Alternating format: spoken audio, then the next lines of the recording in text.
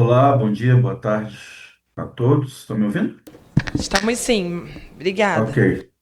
Obrigado pelo convite a todos. Vou também tentar compartilhar aqui a minha tela com uma apresentação breve que eu fiz. Bom, fiquei por último, muita coisa já foi dita. Eu vou partir de alguns dados globais para a realidade brasileira, especialmente sobre a questão do lobby, e onde estamos hoje, né, na situação do carvão, considerando as movimentações dos últimos anos. Primeiro, para quem não conhece, o Observatório da Mineração é um centro de jornalismo investigativo e de pesquisa que completa 10 anos em 2025. Então já temos uma trajetória vasta de investigação sobre o setor mineral, incluindo o carvão. O mundo depende ainda, né, vastamente do carvão, incluindo China, Índia, que tem ainda uma matriz energética mais dependente do carvão que a média. Já foi dito aqui que o Brasil, né, teoricamente tem uma matriz renovável, mas, primeiro, isso não pode ser desculpa ou argumento para dizer que está tudo bem o uso do carvão que nós fazemos. E, segundo, né, como se as hidrelétricas, por exemplo, não tivessem nenhum problema. Isso não é verdade.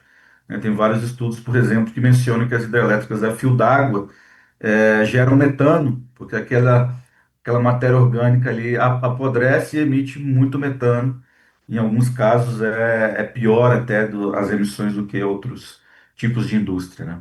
Aqui para destacar que a mineração e o carvão, especialmente, chega a ser responsável por 28% das emissões globais, considerando o escopo 3, que é a cadeia, né? A cadeia da mineração de ponta a ponta, especialmente a combustão, a queima, né, do carvão, né? E se o mundo quiser alcançar ou tentar, né, porque a ciência já tem demonstrado que já passamos, muito recentemente, inclusive, já passamos da meta de limitar o aquecimento global a 1,5 graus, o mundo vai precisar fechar, encerrar, eliminar quase 3 mil usinas movidas a carvão antes de 2030. Então, é claro, uma vez que o Brasil mantém a política de estender a vida útil das usinas brasileiras, está indo exatamente na contramão do Acordo de Paris, na contramão das metas climáticas brasileiras, né? E, claro, está piorando a crise climática global. Ah, Isso aqui é importante também. Os 65 maiores bancos do mundo investiram, forneceram quase 8 trilhões de dólares, 8 trilhões de dólares, nos últimos 9 anos para a indústria fóssil, incluindo o carvão, né? E como eu disse aqui, o consenso científico é de que a produção, a geração de energia elétrica pelo carvão já deveria ter acabado em 2021. Já deveria ter acabado. E quando você olha para uma quantidade gigantesca de dinheiro injetada, né, nas geração de energia fóssil, incluindo o carvão, novamente estamos indo na contramão da própria sobrevivência, né, da Terra, especialmente de nós, seres humanos. Aqui para destacar que, bom, obviamente as enchentes do Rio Grande do Sul não têm uma causa só, né, são uma causa complexa, ampla, mas, obviamente, a exploração de carvão no estado faz parte desse contexto da crise climática não só o Rio Grande do Sul, enfim, o Brasil, o mundo todo vive, mas que, né, foi ano passado tivemos essas enchentes históricas no estado. E o interessante que eu destaco aqui é que um mês antes das enchentes no Rio Grande do Sul, o governador Eduardo Leite tinha celebrado a construção de mais uma indústria no polo carboquímico de Candiota. Na época, ele celebrou que uma união de empresas brasileiras e alemã iria investir 400 milhões em Candiota, gerando ali cerca de uns 300 empregos, né? Gerando 40 milhões em impostos.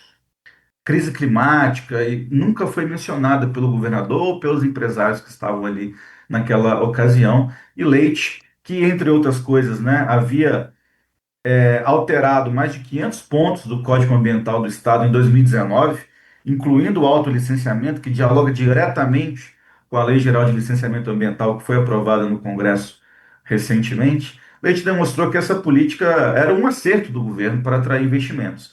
Pois bem, a reparação do Rio Grande do Sul, depois das enchentes, até o momento custou para o governo federal 111, mais de 111 bilhões de reais, e do governo do Rio Grande do Sul 7 bilhões de reais, sendo que estávamos falando desse investimento em candidato de 420 milhões. Ou seja, a conta, a balança de você não olhar para a crise climática, não colocar isso como prioridade absoluta, se vale para o governo do Rio Grande do Sul e vale para todos os outros governos do Brasil, é infinitamente mais cara do que os supostos benefícios econômicos com investimento direto numa fonte altamente poluente como é o carvão e várias outras podem gerar e trazer para o Estado. Aqui, como já foi dito, né, é muito interessante que a Associação dos Lobistas do Setor do Carvão, carbonífero, se intitula agora Carbono Sustentável, né, que seria necessário para a segurança energética do Brasil, que representa, o carvão representa 1% dessa matriz, ou seja, isso é mentira, né? Então, tudo isso tem sido usado, na verdade, para quê? Para manter justamente os benefícios e incentivos econômicos que o setor carbonífero recebe, destacando também que mais de 1.000 minas de carvão estão abandonadas e contaminam o meio ambiente todos os dias, gerando passivos gigantescos que também custam muito, muito dinheiro para ser remediados quando há remediação possível. Na maioria dos casos, não há. Em 2020, o governo Jair Bolsonaro lançou o programa Mineração e Desenvolvimento. O nome em si já é uma coisa, né, que reforça muito essa narrativa de retorno, desenvolvimento, que é bom para a economia, que gera emprego, que paga impostos, não só do carvão, mas todo o setor mineral, né? E na época o carvão tinha a ver, era relacionado com cerca de 60% das metas desse programa do governo Bolsonaro, que, né, se prolongou e durou até o final.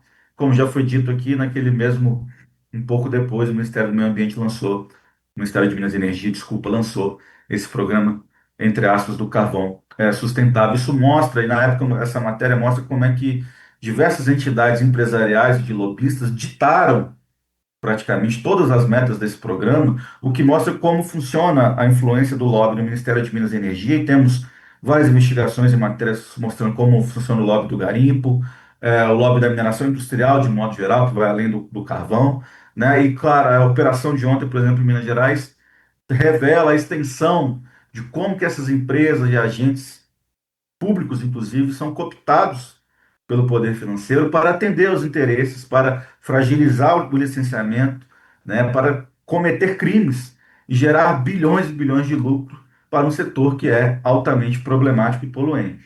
Novamente aqui alguns exemplos sobre como o governo Bolsonaro atendeu esses interesses, coisa que não mudou radicalmente até o momento, né? Essa matéria que fizemos em Candiota mostra qual a dificuldade das cidades que têm em deixar, né, em superar a dependência, seja do carvão ou de outra substância, porque elas ficam realmente reféns, especialmente cidades pequenas, e o recurso eventualmente gerado não é pensado para alternativas econômicas, seja o carvão ou outras substâncias, a cidade simplesmente não pensa no dia seguinte, sendo que estamos falando de jazidas minerais que são exauríveis, elas acabam, elas esgotam.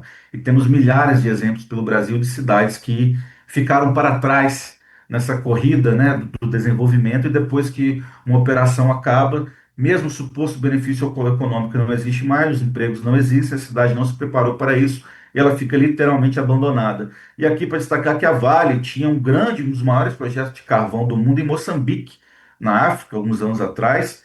Essa matéria mostra a quantidade de problemas gigantescos que foi o legado da exploração de carvão da Vale em Moçambique.